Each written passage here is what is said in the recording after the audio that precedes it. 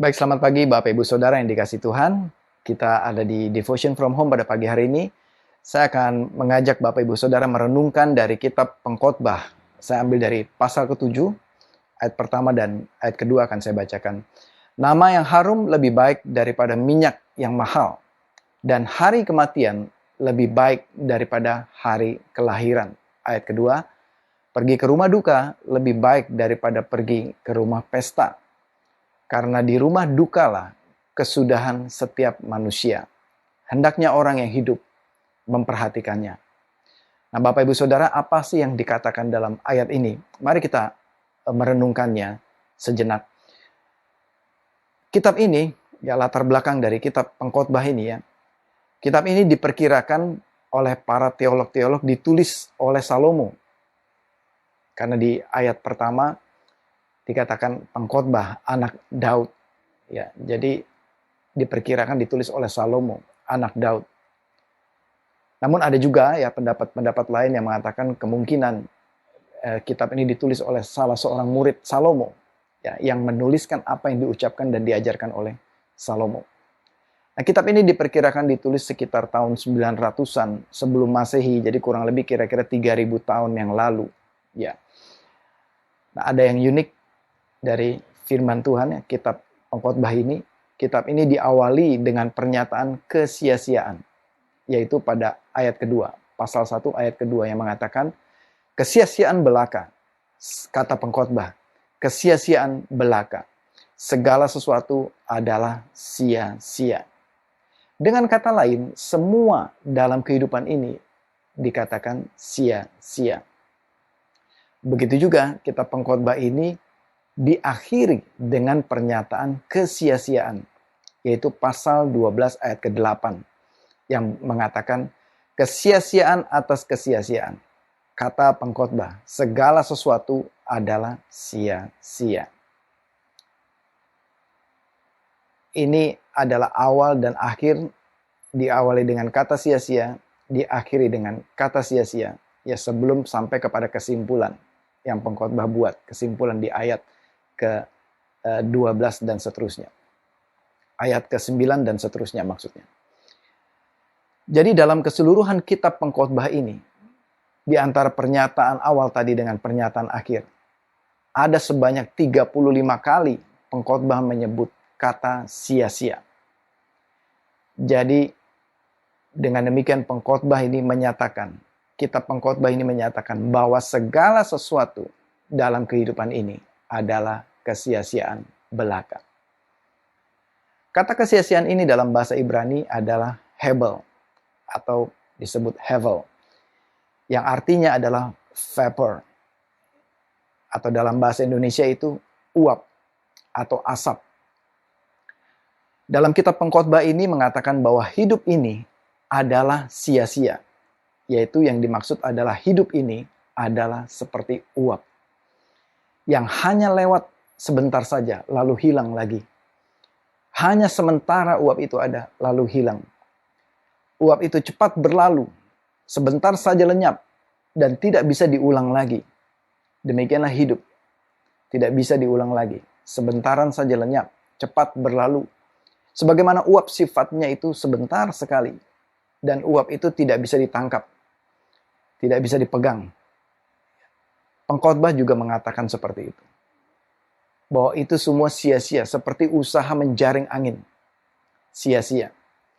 Uap atau angin itu akan hilang di tangan kita. Nah, apa nasihat firman Tuhan dalam pasal 7 yang tadi kita baca?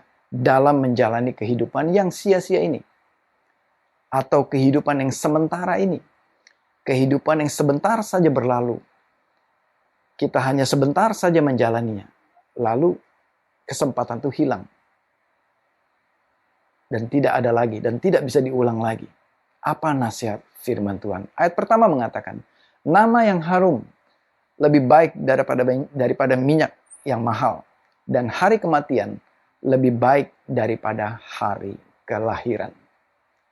Nama baik seseorang akan dikenang sepanjang masa, sepanjang sejarah, dan kematian lebih baik daripada kelahiran. Saudara, tentunya kita sangat berbahagia dan bersuka cita dan sangat terharu sekali mendapatkan kelahiran seorang bayi, seorang anak hadir dalam kehidupan keluarga kita. Dan bagi sang bayi itu juga sangat sukacita, anugerah yang besar, lahir di dunia ini. Itu suatu mujizat, suatu sukacita, suatu kebahagiaan, suatu kepercayaan dan kesempatan yang luar biasa. Namun, kelahiran itu baru awal perjalanan kehidupan. Bagaimana seseorang mengukir kehidupannya, bagaimana seorang memutuskan jalan hidupnya, bagaimana seseorang menjalani kehidupannya. Itulah yang penting dan yang lebih penting. Dan yang paling penting adalah bagaimana ia mengakhiri kehidupannya. Apakah ia mengukir nama baik atau sebaliknya, nama buruk bagi dirinya sendiri. Firman Tuhan mengatakan hari kematian lebih baik daripada hari kelahiran. Bukan berarti tanggal lahir tidak penting atau tidak baik dalam kehidupan kita. Namun, menurut firman Tuhan ini dikatakan, akhir dari kehidupan seseorang itu lebih baik daripada awalnya. Merayakan tanggal kelahiran itu sangat baik. Merayakan ulang tahun kita itu sangat baik.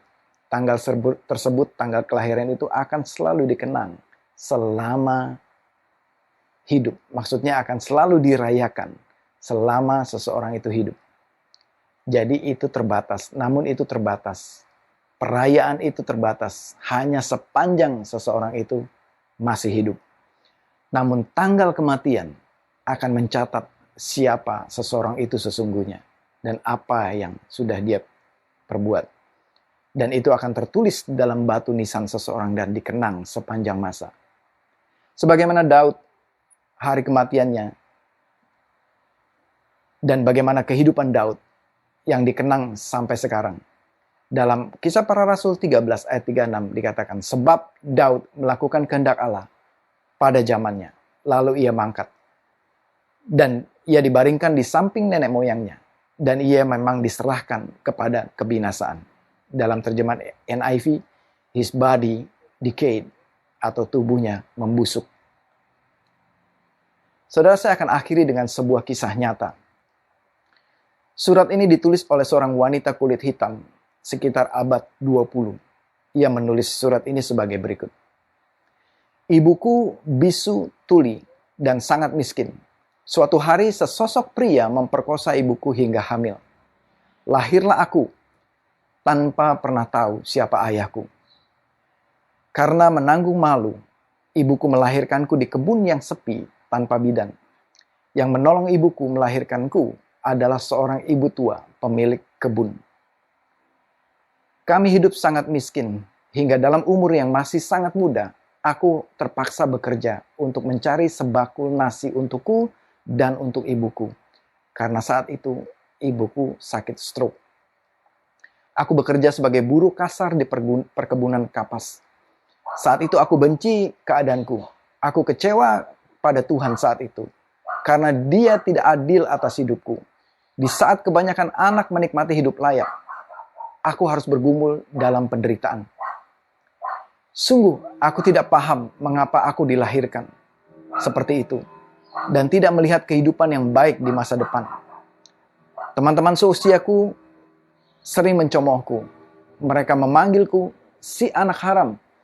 Dan mereka tidak mau berteman denganku. Suatu hari aku bertemu dengan seorang pendeta.